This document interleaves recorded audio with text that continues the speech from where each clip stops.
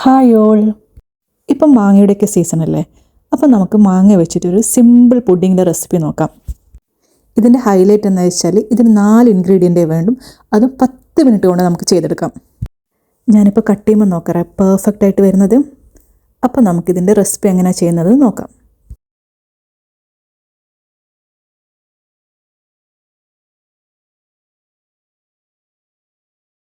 ഇതൊക്കെയാണ് കേട്ടോ ഞാൻ പറഞ്ഞ 4 ഇൻഗ്രീഡിയൻസ്.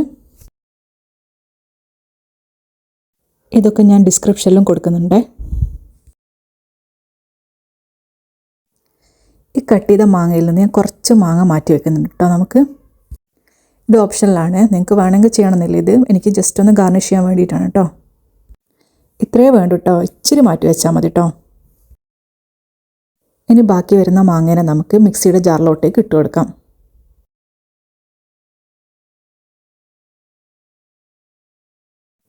ഇനി ഇതിലോട്ട് 1 കപ്പ് പാലാണ് ഞാൻ ഒഴിക്കുന്നത്.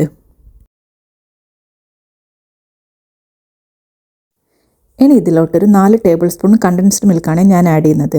ഇത് അത്യാവശ്യം നല്ല മധുരമുള്ള മാങ്ങയാണ്, അതുകൊണ്ടാണ് ഇത്ര അളവെടുക്കുന്നത് കണ്ടൻസ്ഡ് മിൽക്ക്. കണ്ടൻസ്ഡ് മിൽക്ക് ഇല്ലെങ്കിൽ അതിന് പകരം ഷുഗർ ആഡ് ചെയ്യാം കേട്ടോ. ഇനി ഇത് നല്ലപോലെ ഗ്രൈൻഡ് ചെയ്യണം കേട്ടോ. ഈ ഗ്രൈൻഡ് ചെയ്ത മിക്സി ഇവിടെ നിൽക്കട്ടെ കേട്ടോ. ഇനി നമുക്ക് ജലാറ്റിൻ മിക്സ് പ്രിപ്പയർ ചെയ്യാം. അതിനായിട്ട് ഞാൻ 1 ടീസ്പൂൺ ജലാറ്റിനാണ് എടുത്തിരിക്കുന്നത്. ഇനി ഇതിലോട്ടൊരു 2 ടീസ്പൂൺ വാട്ടർ ആഡ് ചെയ്യാം. ഇനി ഇത് നല്ലപോലെ ഒന്ന് മിക്സ് ചെയ്തെടുക്കാം.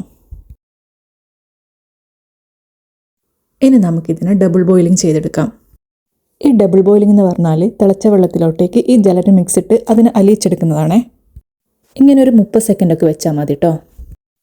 ഓവൻ ഉണ്ടെങ്കിൽ ഒരു 30 സെക്കൻഡ് അതിൽ വെച്ചിട്ട് ഒന്ന് ചൂടാക്കി എടുത്താൽ മതി. ഇനി നമുക്ക് പുഡിംഗ് പ്രിപ്പയർ ചെയ്യാം. അതിനായിട്ട് ഞാനിവിടെ ഒരു സോസ് പാനാണ് എടുത്തിരിക്കുന്നത്. ഇനി ഇതിലോട്ട് നേരത്തെ ഗ്രൈൻഡ് ചെയ്ത് വെച്ച മാംഗോ മിക്സ് ആഡ് ചെയ്യാം.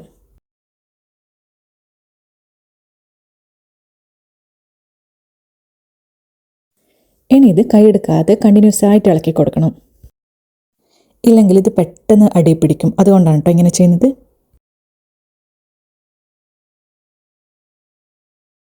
ഇനി ഇതിലോട്ടൊരു 1/2 ടീസ്പൂൺ വാനില എസൻസ് ആഡ് ചെയ്ത് കൊടുക്കാം.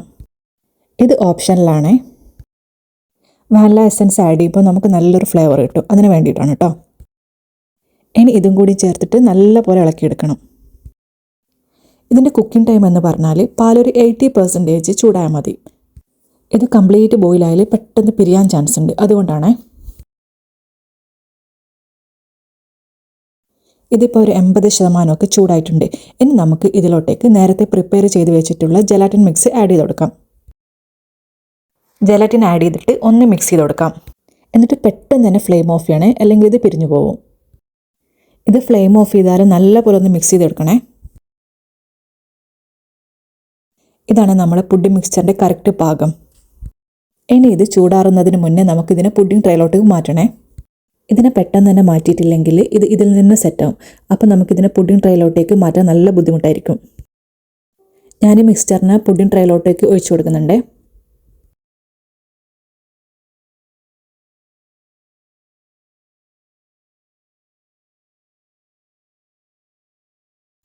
ഇനി ഇത് ജസ്റ്റ് ഒന്നിങ്ങനെ ഒന്ന് ടാപ്പ് ചെയ്ത് കൊടുക്കാം. എന്തെങ്കിലും എയർ ബബിൾ ഉണ്ടെങ്കിൽ അത് പോകാൻ വേണ്ടിയിട്ടാണ്. ഇനി നമുക്ക് നേരത്തെ മാറ്റി വെച്ച മാങ്ങ കഷ്ണങ്ങളില്ലേ, അതൊക്കെ ഇതിലോട്ടേക്ക് ഇങ്ങനെ ആഡ് ചെയ്ത് കൊടുക്കാം. ഇത് ഓപ്ഷനിലാണ്. ഇതില്ലെങ്കിലും ടേസ്റ്റൊന്നും യാതൊരു മാറ്റവും ഇല്ല കേട്ടോ. ഈ പുഡിങ്ങിൻ്റെ ഇടയ്ക്ക് ഇങ്ങനെ മാങ്ങ കഷ്ണങ്ങൾ കടിക്കുമ്പം കുറച്ചും കൂടി ടേസ്റ്റ് കൂടും, അത്രയേ ഉള്ളൂ. ഇത് ഞാനൊരു ക്ലിംഗ് പേപ്പർ കൊണ്ട് കവർ ചെയ്തിട്ടുണ്ട്. ഇനി ഇത് ചൂടാറിയതിന് ശേഷം നമുക്ക് ഫ്രിഡ്ജിലോട്ടേക്ക് വയ്ക്കാം. ഫ്രിഡ്ജിൻ്റെ അടിയിലാണ് വെക്കേണ്ടത്, ഫ്രീസറല്ലേ. ഇതൊരു 2 to 4 മണിക്കൂർ വെക്കുമ്പോഴത്തേക്കിന് നല്ലപോലെ സെറ്റാവും. ഇത് ഞാൻ 4 മണിക്കൂറിന് ശേഷം ഫ്രിഡ്ജിൽ നിന്ന് എടുത്തതാണ്.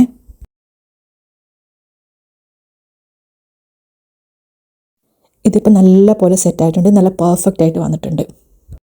അപ്പം നമ്മുടെ ടേസ്റ്റി ആയിട്ടുള്ള മാംഗോ പുഡിംഗ് ഇവിടെ റെഡി ആയിട്ടുണ്ട്.